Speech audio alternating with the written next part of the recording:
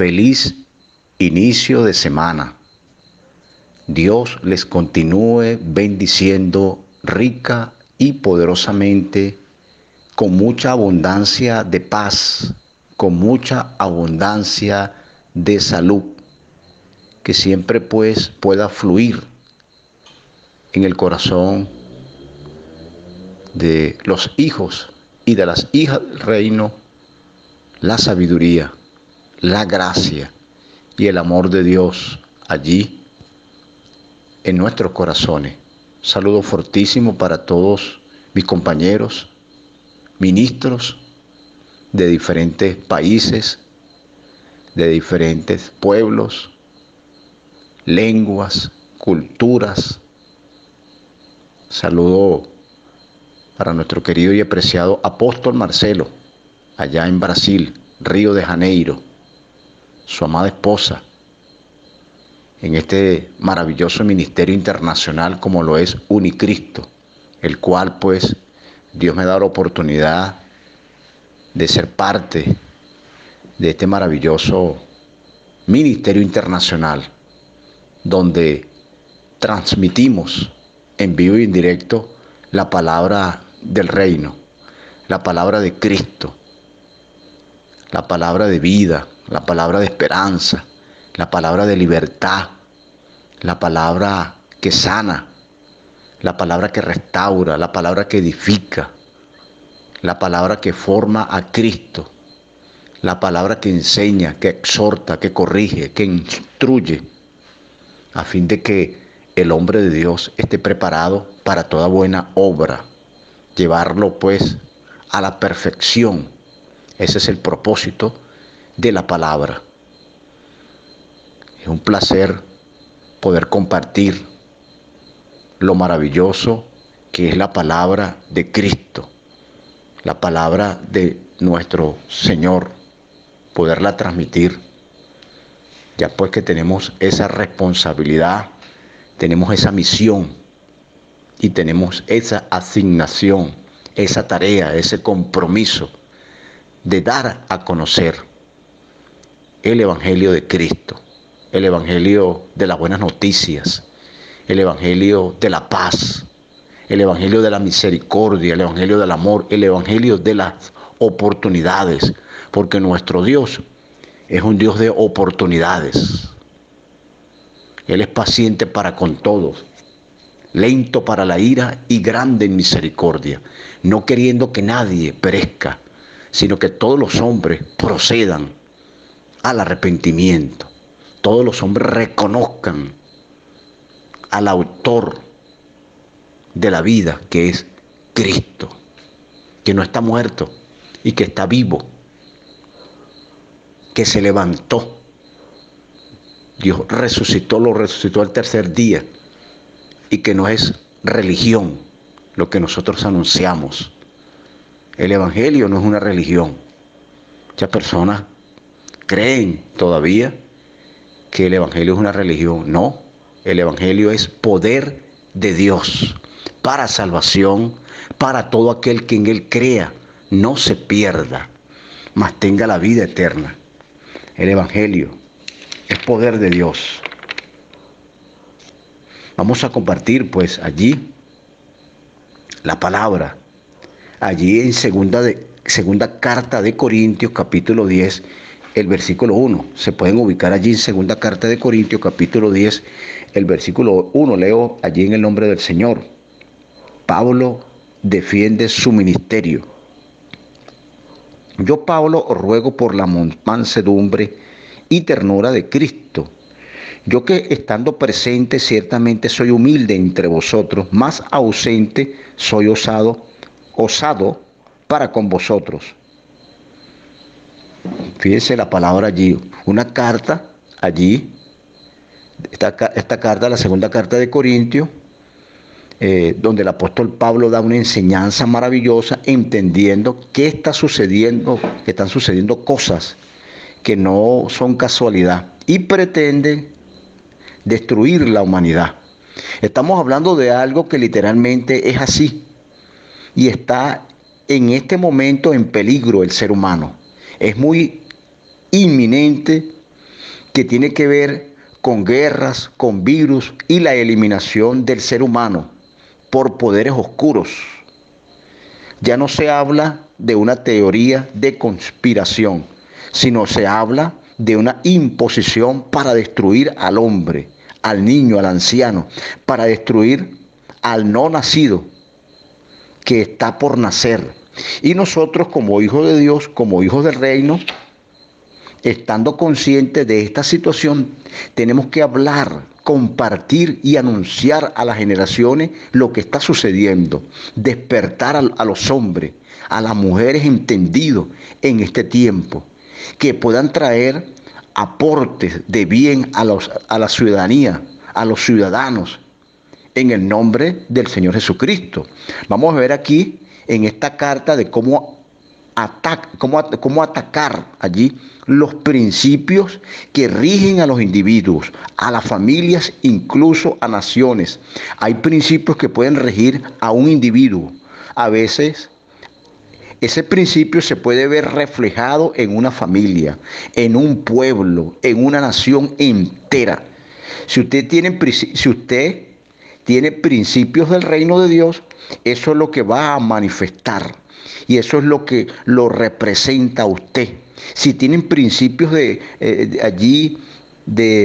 abandono, de descuido, si tienes principios de palabras deshonestas, palabras de truhanería, de necedades, si tienes principios de no hacer las cosas correctamente, de ociosidad, eso es lo que va a regir la vida de la persona, o la vida de una familia, o la vida de un pueblo, la vida de una comunidad, o la vida de una nación completa, o la vida de un continente. Y eso es lo que representa allí. Eso es lo que va a manifestar. Eso es lo que tenemos que discernir nosotros. Jesús, cuando envía a sus discípulos, le dice: hagan discípulos a las naciones. La orden, el mandato es general.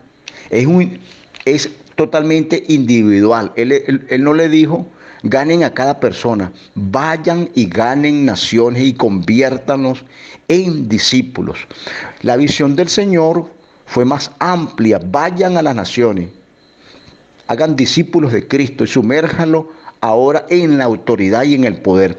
El hombre de todo saca allí, lamentablemente, una religión, porque no entiende el mandato original. En este capítulo de Segunda de los Corintios vamos a entender el conflicto que había, porque había personas que estaban hablando de ellos como si ellos fueran unos carnales del apóstol Pablo, y es por eso que él allí defiende su ministerio. En Segunda de Corintios capítulo 10, el texto que leímos ahorita, no como personas, sino como personas que tenían mala actitud, que no eran espirituales, contenciosos, usurpadores. Hacían y veían al apóstol Pablo como persona despreciable, lo despreciaban. Por eso es que cuando se ataca a un hijo de Dios, a un hijo del reino, hay que discernir bien. A veces el que está siendo perseguido, señalado, allí, bueno, es lamentable, pero no es verdad lo que se dice allí. Muchas veces los señaladores son los que tienen la conducta equivocada. Es lo que sucedía aquí. A nosotros se nos hace fácil entender que el apóstol Pablo era el hombre de Dios, pero en ese momento había una confusión. Estos líderes que estaban señalando al apóstol Pablo como un carnal, porque así lo estaban viendo, como un mundano, y habían hermanos que se confundían y decían: ¿será verdad? Habían hermanos que creían: ¿será verdad? En lo que decían los líderes acerca del apóstol Pablo. O sea, lo cuestionaban, lo señalaban, lo criticaban, hablaban de él, que ese hombre nos está engañando, decían los hermanos. ¿Será que es verdad lo que dicen estos hermanos líderes? ¿Será verdad que este hombre nos está engañando? O sea, el apóstol Pablo. Ellos tenían ese concepto equivocado del apóstol Pablo. Decían: ese no es el apóstol Pablo nada. Ese es un usurpador. Así veían al apóstol Pablo. Ese no es pastor nada. Dudaban de él. No le creían. Bueno, los verdaderos apóstoles casi siempre los mensajeros de Dios, los que han perseguido y le han dado fama a los falsos, esto siempre sucedió en la historia de la humanidad. Bueno, podemos leerlo. El Señor Jesús le dijeron que tenía demonio, le dijeron al Señor Jesús en una oportunidad, al mismo Señor Jesús. Y el mismo Señor Jesús le dice a la generación de su tiempo, a cuál de los profetas no mataron ustedes, no persiguieron, apedrearon y menospreciaron ustedes a todos los profetas de Dios. Los han aborrecido, le dice el Señor. Es una tendencia, siempre se persigue al árbol que da fruto, el que está hablando contra el sistema, al que está hablando del mal, será totalmente aborrecido. El Señor Jesús les dijo, si me persiguen a mí, no lo perseguirán ustedes, lo perseguirán, pero los que han recibido mi palabra, recibirán también la vuestra. Los que han recibido mi palabra, le decía el Señor a ellos, recibirán la de ustedes también, la que ustedes le están llevando, la que ustedes le están anunciando. Es decir, los que son de Dios lo oirán, pero los infiltrados levantarán grupos contra ustedes. Bueno, el cuerpo en griego, allí podemos ver, es soma, sarchi, donde viene el sarcástico. Habla de conducta que es carne de mala conducta, para diferenciar cuando estudiamos allí los escritos bíblicos en qué tiempo se dijo y en qué palabras se utilizó, qué palabras se utilizaron allí. Se puede vivir en el cuerpo y ser espirituales. Jesús allí, su vida era del reino, todo lo que hablaba era del Padre, expresándose a través de la idea. Es que allí, a través de la idea es que nosotros podemos manifestar una conducta totalmente espiritual. Mi boca, y me dijo Jehová, he aquí, he puesto mis palabras en tu boca. Mira que te he puesto en este día sobre naciones y sobre reinos, para arrancar y para destruir, para arruinar y para derribar, para edificar y para plantar. Fíjense esta palabra aquí, estamos hablando de algo espiritual. ¿Y dónde está lo espiritual? Bueno, está en lo que hablamos, en lo que enseñamos, en lo que predicamos, para establecer principios del reino, para cambiar la manera de vivir. Tienes que tener un argumento. En un debate, ¿quién gana? Bueno, el que más grita. No es el que argumenta. Es sustituir un argumento malo por un argumento bueno, por un argumento correcto. Ejemplo, mi papá me enseñó que no me dejara pegar de nadie. Voy a poner ese ejemplo, un ejemplo. Mi papá o tu papá o nuestros padres nos enseñaron a no dejarnos pegar de nadie. Bueno, tenemos ya 40, 50 años y digo, el que se me equivoque, le doy, lo golpeo igual, porque fue enseñado así fue formado desde su niñez, a no dejarse pegar de nadie. Usted ahora tiene que cambiar ese argumento por un argumento de quietud, de mansedumbre. El Señor te dice, te hicieron daño, te maltrataron, bueno, tienes que dejar ahora la venganza. Mía es la venganza, yo pagaré, dice el Señor.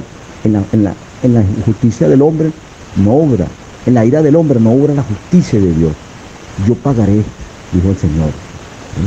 Es cambiar pues ese argumento equivocado a un argumento totalmente correcto, al argumento de Dios, a lo que la palabra enseña, a lo que la palabra nos dice. ¿Ves?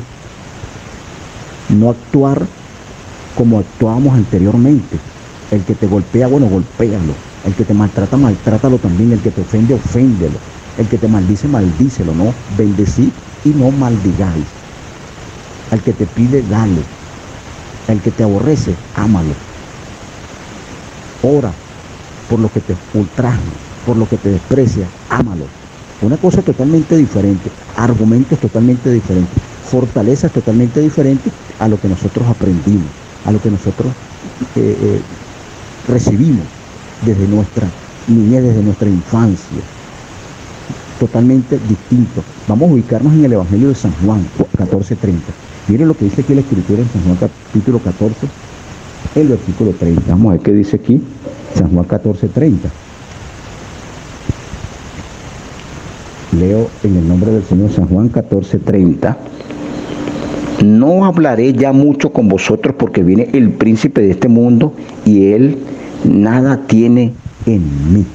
Dice allí la Escritura, nada tiene en mí. ¿Qué quiere decir esto? Que cuando usted ha derribado principios de tinieblas, ya la potestad del mal no está sobre usted, porque usted ha derribado principios de oscuridad, principios de tiniebla, de ignorancia. Usted se ha encargado de derribarlo para que se pueda manifestar la misma luz de Cristo en usted, la misma vida de Cristo en usted, y usted ha destruido eso. Por eso hay que derribar fortalezas, por eso hay que derribar argumentos que son contrarios a la vida y a la victoria de Cristo, a la vida del Espíritu. Jesús no tenía nada de tinieblas en su vida, Jesús no tenía nada de oscuridad, Jesús no tenía nada de malo en su vida. Bueno, qué bueno es que nosotros lleguemos así, como Jesús. No había nada en Él, no había nada en Él, no había engaño en Él, no había maldad en su corazón, no había mala intención en Él. Vamos a ubicarnos ahora en el libro de Isaías, capítulo 5. Mira lo que dice aquí el profeta Isaías. Nos ubicamos en el capítulo 5, el versículo 20 del profeta Isaías. 5:20, leo allí en el nombre del Señor. Hay de los que a lo malo dicen bueno y a lo bueno malo, que hacen de las luz tiniebla y de las tinieblas luz, que ponen lo amargo por dulce y lo dulce por tiniebla, por amargo. Fíjense esta palabra profunda y maravillosa, importante. Ay, la palabra ay es una palabra bastante profunda. Ay de los que se están metiendo en problemas, pues. Ay de los que a lo malo le llaman bueno. Hay muchos que en este tiempo a lo malo le están dando la bienvenida. A lo malo le dicen bueno, porque no hay discernimiento. No hay discernimiento del espíritu. No hay madurez espiritual, y entonces ellos a lo malo en este tiempo le están llamando bueno, están abrazando lo malo como bueno, según ellos lo ven de esa manera. Y a lo bueno, a lo bueno, a lo agradable, a lo que dé buen nombre, a lo que virtud de lo que debemos de pensar, la vida espiritual, el discernimiento, la madurez, el crecimiento, manifestar la misma vida de Cristo. Bueno, ellos lo están viendo malo. Manifestar la victoria de Cristo, bueno, lo ven malo, como dice aquí la Escritura, que hacen de la tiniebla, y de la tiniebla luz. Y que puedan meditar en esta palabra y que usted mismo se encargue. El Señor no va a derribar, somos nosotros mismos que tenemos que derribar argumentos y fortalezas, destruirlos, como dice la Escritura, y llevarlos cautivos allí a la obediencia de Cristo, y tomar allí fortalezas buenas que nos ayuden en nuestra vida espiritual, en nuestro crecimiento, en nuestro avance como líderes, como ministros, como siervos del Señor, como servidores del Señor. Porque hemos sido llamados para servir como servidores, para seguir anunciando las buenas de salvación, las virtudes de aquel que nos llamó de las tinieblas a su luz admirable.